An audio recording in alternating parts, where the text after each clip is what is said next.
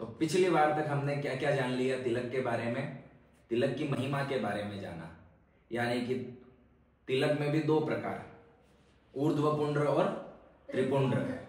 तो त्रिपुंड्र की क्या महिमा थी, ऊर्ध्वपुंड्र की क्या महिमा थी, ये महिमा हम लोगों ने जान ली।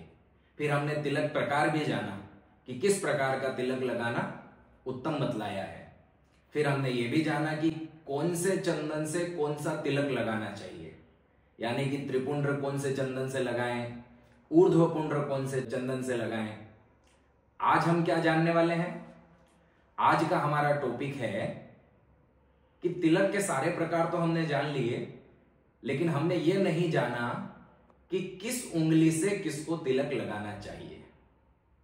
हमारे हाथ में 4 उंगली और 1 अंगूठा, ये इस प्रकार 5 होते हैं।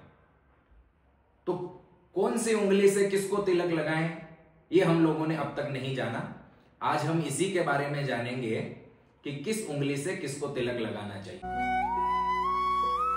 हमारा धर्म, हमारी शान, यही है हमारी पहचान।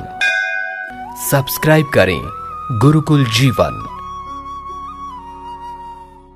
सबसे पहले हम ये जानते हैं कि हमारे हाथ में जैसे 5 उंगलियां हैं, उनमें जो ये अंगूठा है उसे संस्कृत में अंगुष्ठ कहा जाता है, और इस उंगली को, अंगूठे की जो पास वाली उंगली है, इसे कहा जाता है तर्जनी। उसके बाद की जो उंगली है इसे मध्यमा, इसके बाद की जो उंगली है इसे अनामिका, और इसके बाद की जो उंगली है इसे कनिष्ठिका।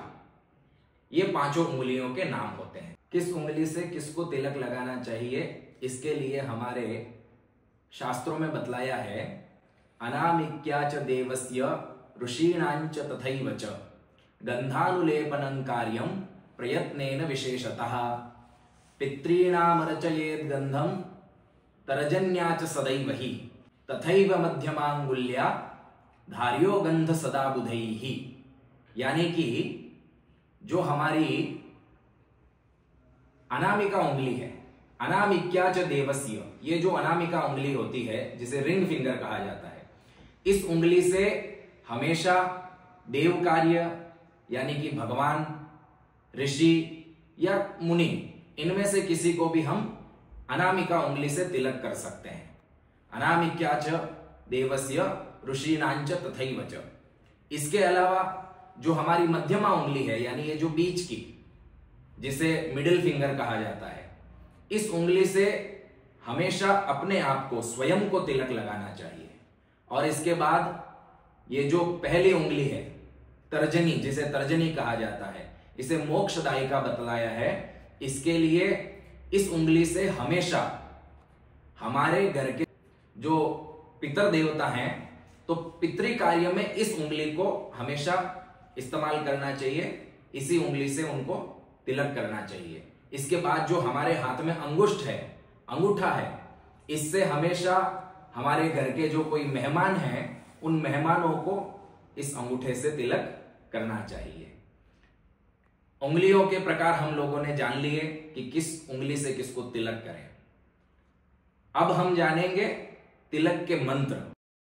त्वां गंधर्वा अखनौस्त्वामिन्द्रस्त्वां बृहस्पतिः त्वामुखधे सोमो राजा विद्वान्यक्ष्मादमुच्यत। भस्म यदि हम लगाएंगे तो भस्म लगाने का जो मंत्र है वो है त्र्यायुखञ्जमदग्नेः कश्यपस्य त्र्यायुखम् यद्देवे खुत्र्यायुखं तन्नो अस्तु त्र्यायुखम्। इससे हम भस्म लगाएंगे।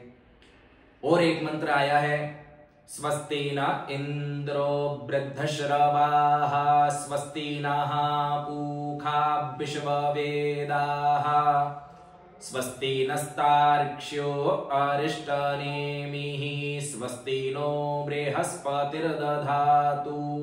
इस प्रकार किस उंगली से किसको तिलक करना है और किस मंत्र के द्वारा करना है, यह आज हम लोगों ने जाना। अगले बार में हम एक नए टॉपिक के साथ में चर्चा करेंगे।